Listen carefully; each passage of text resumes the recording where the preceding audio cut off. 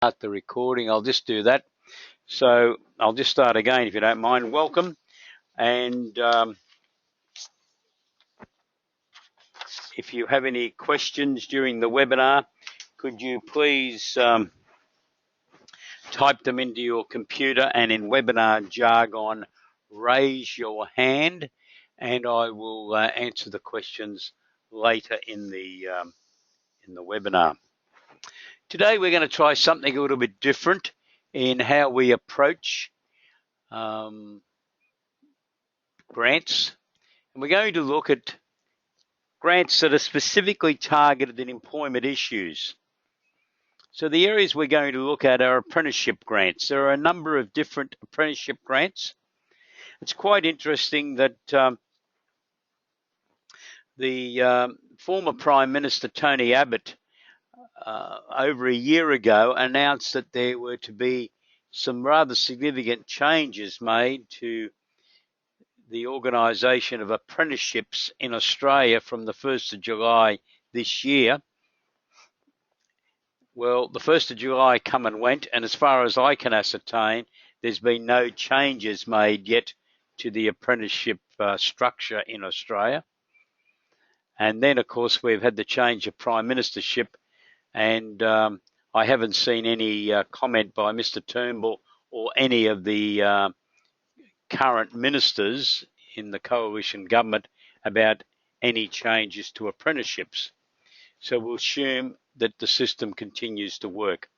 One of the key components when you're talking to clients about apprenticeship grants is the National Skills Needs List, which the government originally started to prepare some years ago, 6 or 7 years ago.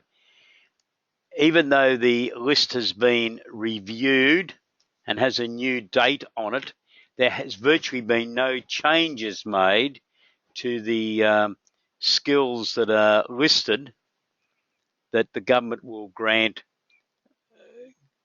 assistance to for apprentices training in those skill areas for a number of years. The list has remained the same. So we're going to have a look at that in a moment.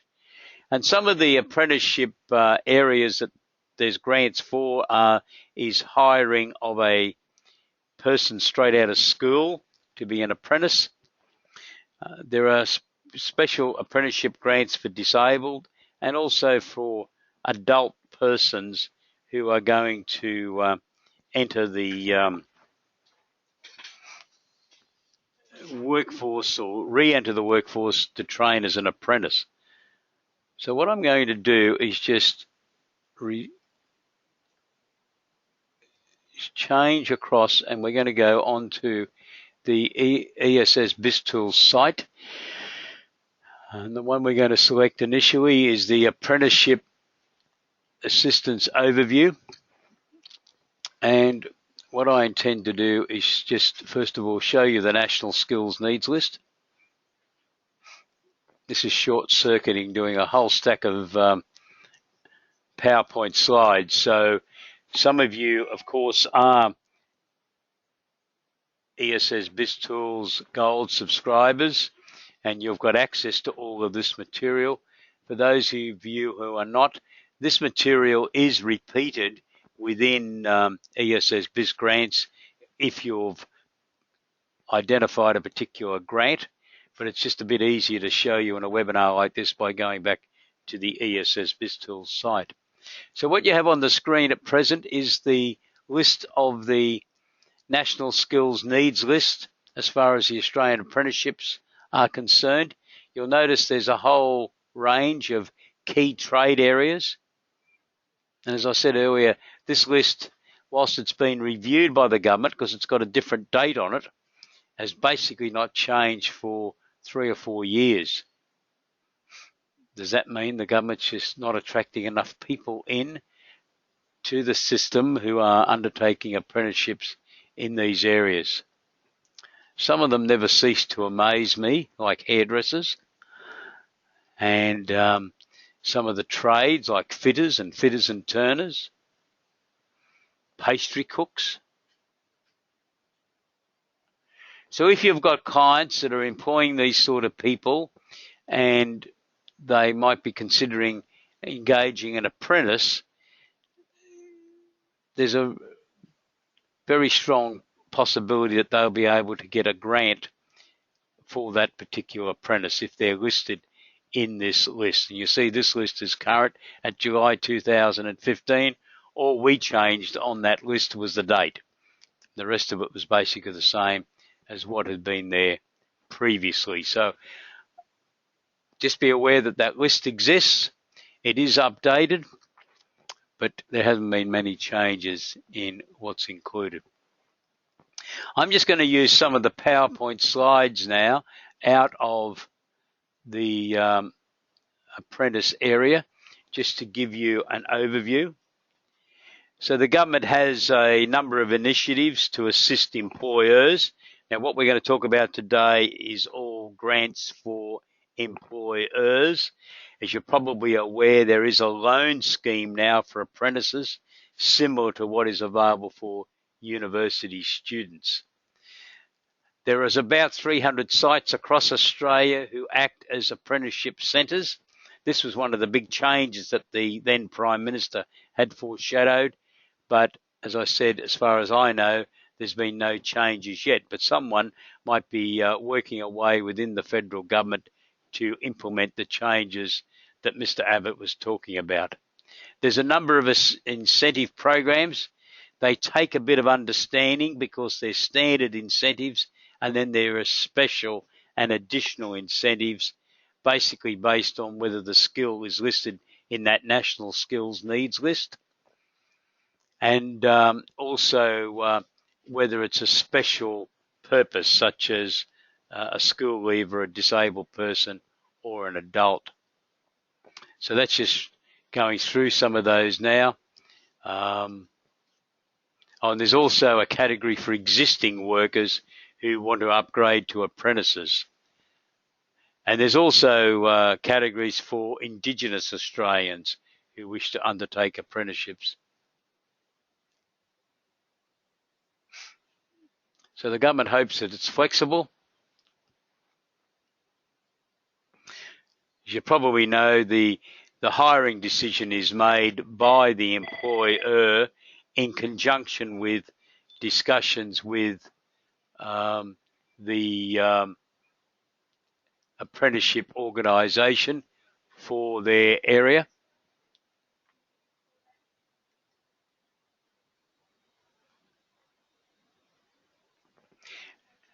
Apprentices can also be engaged on group training basis through group training organisations, and that can be very beneficial for some of your clients who have only got a small number of employees who might not be able to fully justify the employment of an apprentice but want to do something about it. So there's different types of incentives.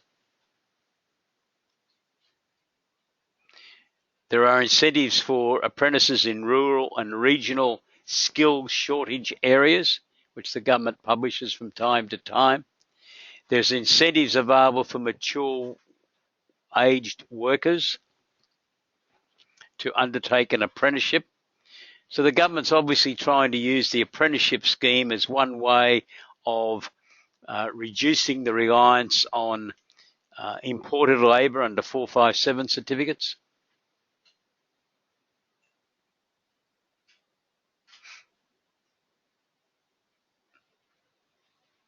Some of the apprenticeship system is built around a completion incentive.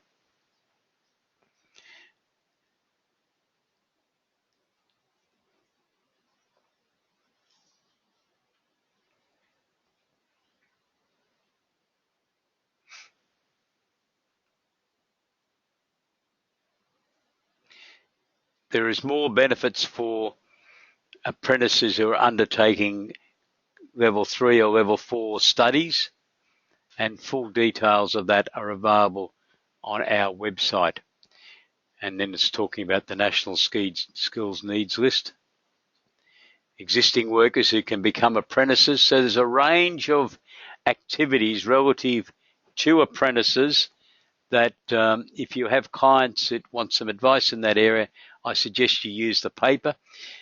For those of you who are, which is most of the people on this webinar today, who are also ESS BIZTOOLS subscribers, you can access this information within the paper on apprentices, which is paper 014011. For those of you who are just subscribers to ESS BIZGRANTS, if you place a dummy client through the system and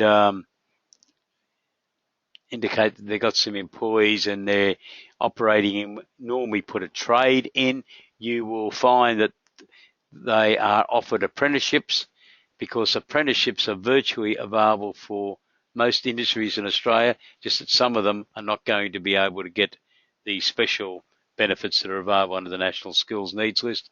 And that will then give you access to the paper that I just referred to, so that you can read about that area.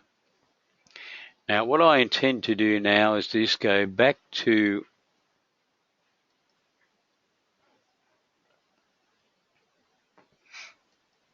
the PowerPoint slides. The next area we wanted to look at was the Industry Skills Fund. This is a new initiative of the government, and it's one that I believe there's a lot of benefit for you to be talking to your clients about, and encouraging them to talk to one of the Industry Skills Fund case managers that are located in all of the capital cities and the major regional areas around Australia. So I'm going to bring up for you the Industry Skills Fund, which is one of these. I'm back on the ESS BIZTOOLS site. Now, the government's allocated $476 million for this scheme, and they're going to deliver 200,000 training places.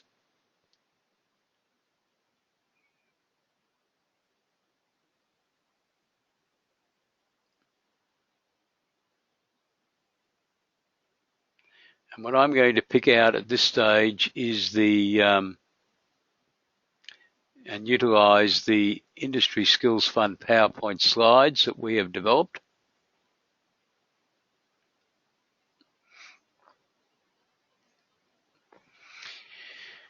And I'm going to not go to each one of these slides. I'm going to click over some of them, but to give you an overview of what the Industry Skills Fund is about. So it's to provide Australian businesses with access to training. It is on a co-contribution basis. It primarily targets small, medium enterprises, but also micro businesses. Micro businesses tend to have been forgotten by government departments over recent years with grants. So it's quite interesting that this particular grant is weighted towards micro businesses, and I'll show you that in a few moments. There's both skills advice and training grants that can be obtained. Most of my comments today are going to be geared towards the training grants. Now, the government has made this grant targeted at the priority industries that the government announced 18 months ago, shortly after it came to office. But if you have a client in an industry that's not in one of these priority industries, you can still apply for this skills development grant. So the priority industries, just to refresh your memories, are food and agri-business. Bear in mind, agri-business is post the farm gate, so it's activities that take place ex the farm. Mining equipment, technology and services, medical technologies and pharmaceuticals, advanced manufacturing, and any enabling technology and service industries that might already be working for one of these 4 main areas, these ones here, or proposing to work for them. And that's an interesting comment, proposing to work for them. And it's covering things like freight and logistics, infrastructure related construction, information and communication technology, professional services, but in the scientific area.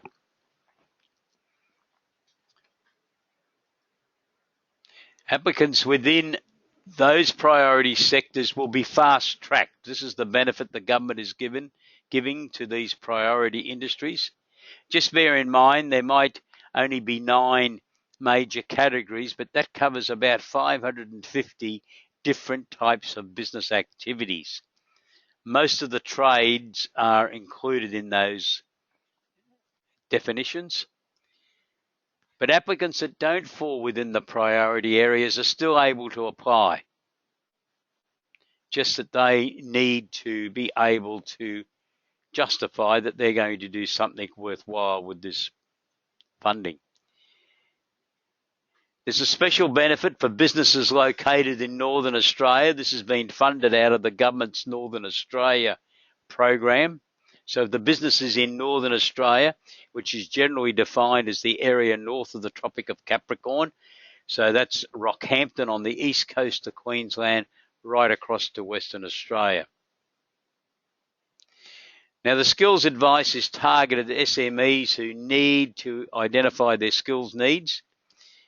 An experienced advisor retained by the government is available to assist your clients in this activity,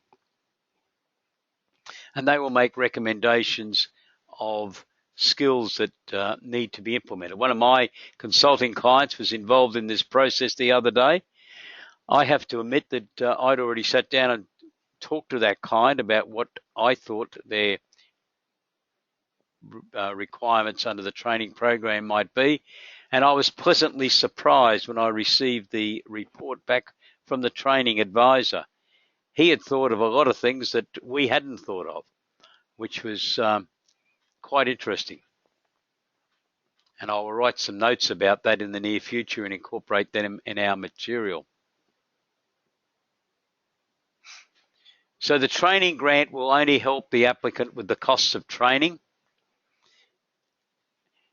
There is some non-eligible expenditure, but the interesting thing is to look at the co-contribution. So a micro business, which has up to 4 full-time employees, will only have to fund 25%, so they get a 75% grant. Small businesses, 5 to 19, have to pay 34%, so they get a 66% grant. Medium businesses, it's a 50-50. And large businesses, 200 plus, get a grant of 25%. They're going to pay 75%. Now, the employer's contribution has to be in cash. It's not in kind or anything like that. It has to be that they're contributing on a cash basis. If the businesses are located in that area north of the Tropic of Capricorn, the cost for the business up to 199 has been more technically correct. Full-time equivalent employees is only 25% of the cost, so the government's paying 75%. Who can apply?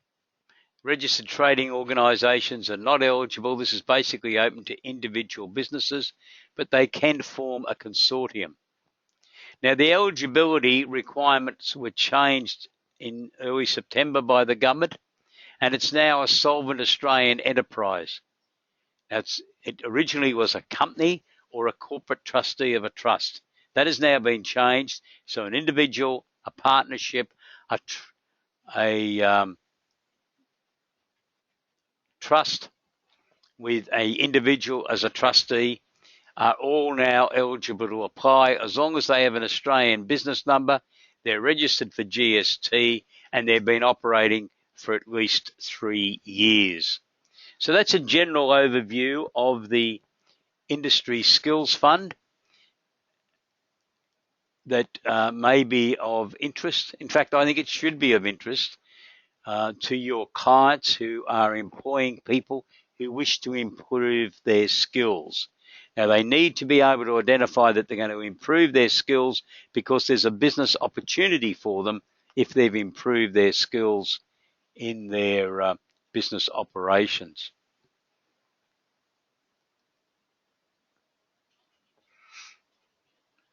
The next area that I want to bring up for you, and we'll just bring these back up, is the restart wage subsidy.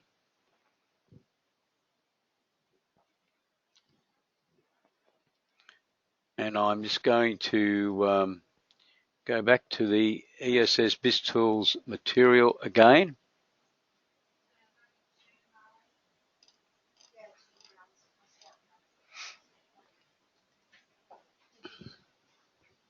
Don't forget, if you have any questions, can you type them in? And raise your hand, please, in webinar jargon.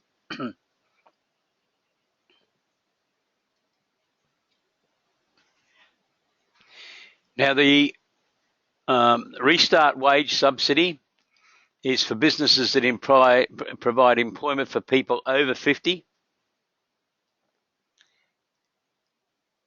who have been unemployed and on income support for 6 months.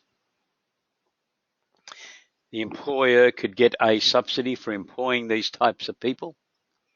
It's paid over 2 years, every 6 months, $3,000 for the first 2 payments, and then 2 lots of $2,000 paid to employer. So obviously the person has to remain in the employment.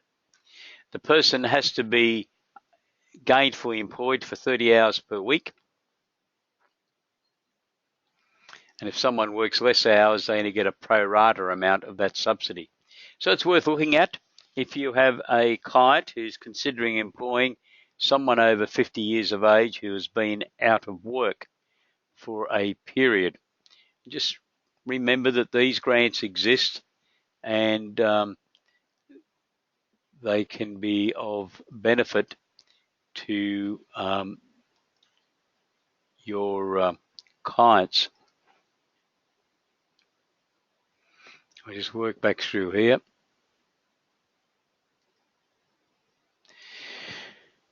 The next one is the employment payment support. This is for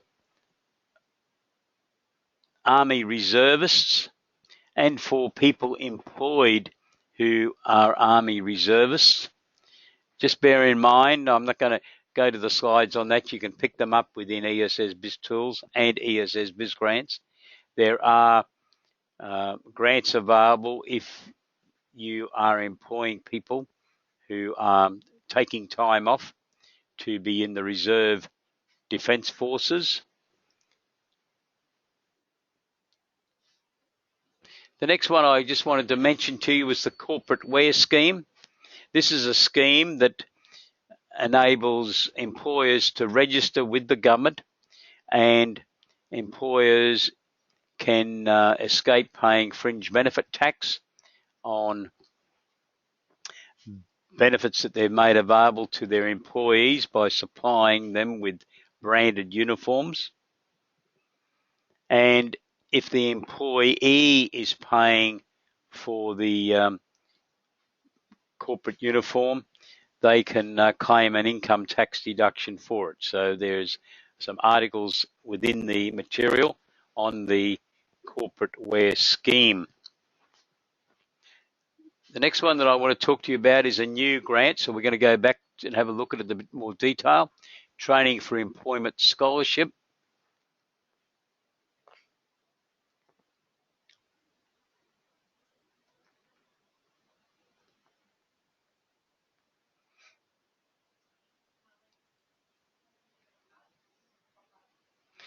Okay, so the Training for Employment Scholarship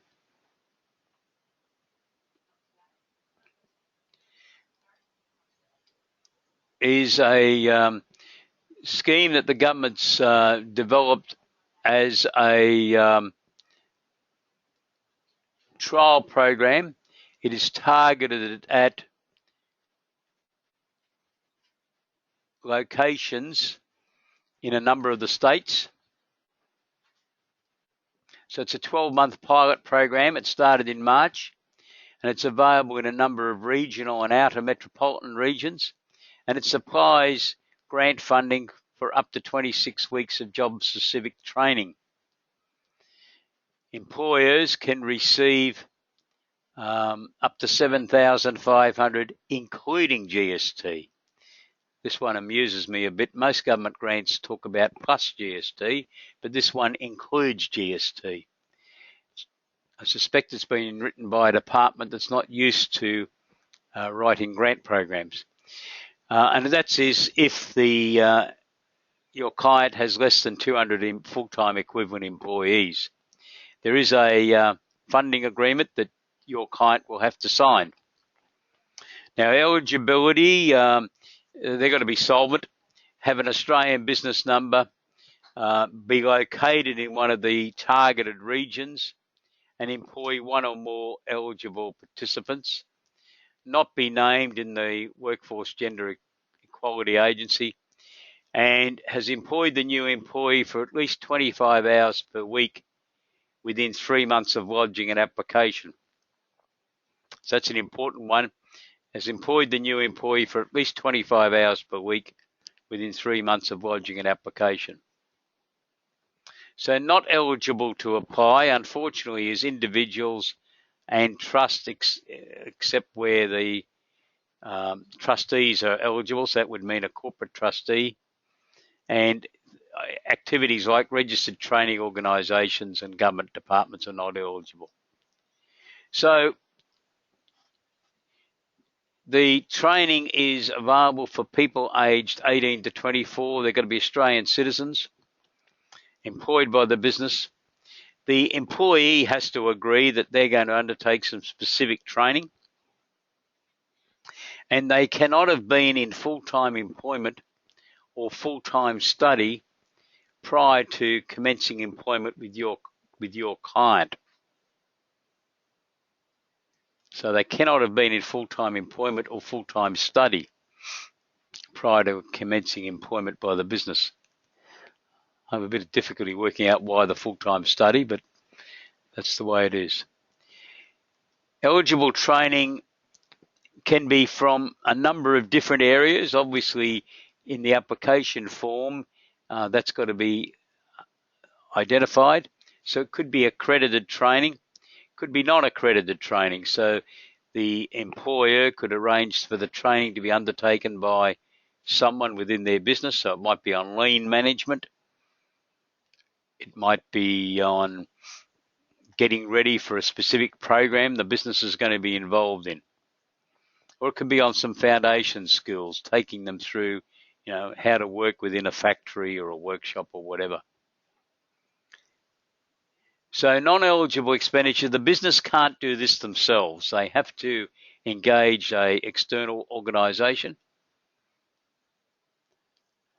And the training period is for 26 weeks. So your client needs to be able to contract this out to an external provider who will do the training within 26 weeks.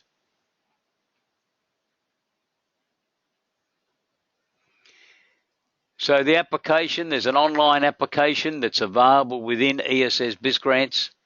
You need to submit the application within 3 months of hiring the new employee, and in the application there needs to be a quotation submitted by the training provider that's been selected. And there's further information that you have to include in the application. As you know, the government wants to know everything whenever you lodge these applications for any of this. So hopefully that gives you a better idea of the training programs that are available. So let's just go back. What we've considered today have been apprenticeship grants. They are there. They are targeted at particular areas, people from schools, disabled people, adults, but also Indigenous and people in drought affected areas, and there's a bias towards apprenticeships in the areas that are identified in the National Skills Needs List. The Industry Skills Fund is one that I would really recommend you have a good look at with your clients. The skills case managers that I've been involved in have been very helpful, and you should be able to talk to them and coordinate a meeting with your clients. That's what I've been able to do with some of the consulting clients that I'm working with. Contacted the skills person and arranged for him to meet with the client, because that's the important process. There might be a bit of work that accountants can do under this program in some areas. Depends really what the skill development your client needs. The Restart wage subsidy is for people who are over 50 who've been unemployed for 6 months, wanting to get back into the workforce. The employment payment scheme is built around reservists for the military forces, whereby the employer can receive some compensation for the employee that is missing. Corporate wear scheme has been around for many years. There is some minimisation of fringe benefit tax benefits for employers, and there are income tax deductions for employees who have paid for their work uniforms appropriately branded. And there's the Training for Employment Scholarship that I should have mentioned and I forgot, and I'll just go back to it, supplied in certain areas of Australia. So I'm just going to use the preamble that we have on the paper on ESS BIZTOOLS to identify where the Training for Employment for Scholarships operate. I said they're in certain areas. So they are available in the Central Coast of New South Wales, the Hunter Valley of New South Wales, but excluding Newcastle, the Sydney Outer Western area and the Blue Mountains. In Queensland, Ipswich, and the Sunshine Coast and Townsville. In Melbourne, Melbourne West, and the Mornington Peninsula area. South Australia, Adelaide in the north. These are obviously the hot spots for unemployment in Australia. Western Australia, Perth in the southwestern areas. Tasmania, Launceston, and the general northeast. So they're the areas that the Training for Employment Scholarships are available in.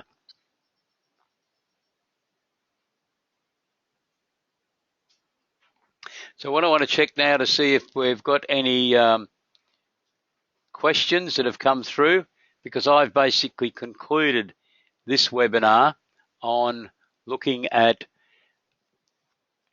assistance with grants and incentive payments that are included in the grant programs for businesses. There are some specific grants within the various states. I've concentrated today on looking at the federal grant schemes for employees. Some of the states have their own programs, but because of the nature of these sort of webinars in having people from all parts of Australia, I have concentrated on the federals. And we have no one participating today from Tasmania, so I haven't talked about the federal government's program in Tasmania for unemployed people, because it's only specific for Tasmania. So hopefully that's given you a better appreciation of some of the material that's contained within ESS BIZGRANTS. These grants do exist, and I would really like to see more of our clients, and that's you, there's the accountants, and your SME clients availing themselves of these grants by submitting applications. Thank you very much for your support of ESS BIZGRANTS. I look forward to talking to you. I've just been told there's a question.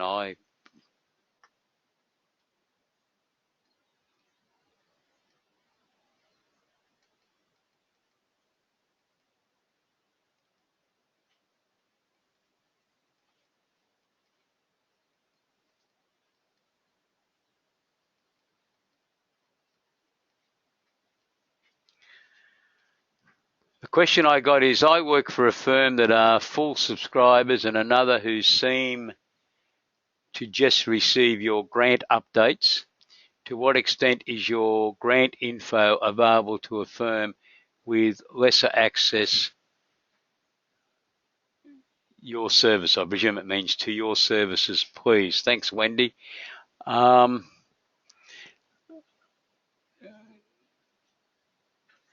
The easiest way to answer that, I think, is within ESS BizTools, we have a gold subscription level, and firms that subscribe to that receive everything that ESS BizTools and ESS BizGrants produce.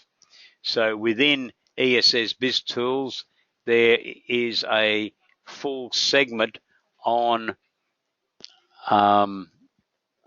grants, and that's where we have the grant papers and the PowerPoint slides that I've been using for this webinar today.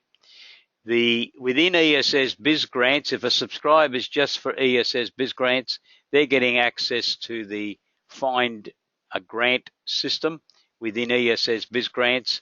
As you utilize that, there is access to the papers that I've utilized today, but they are part of the process if a particular grant has been identified that the business might be eligible for. I hope that answers the question. The full system for everything is obtainable under our subscription through ESS BizTools Gold subscription. But in thinking about it, I think everything for grants is available within ESS BizGrants. It's just a little bit easier for me to demonstrate it in a webinar in a short time frame by doing it the way I did it today, by referring back to the ESS BizTools website and PowerPoint slides.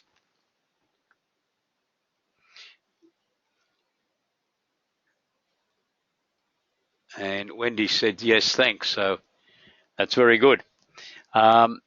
Is there, I don't see that there's any other questions. If you think of a question later on, please send me an email, peter@essbiztools.com.au, and we'll get back to you, because we are very keen to ensure that our members are really utilising ESS BizGrants to secure a substantial proportion of the grants available in Australia, because unfortunately, I think a lot of accountants are not pushing grants, and that means that a lot of SMEs are potentially missing out on the grants.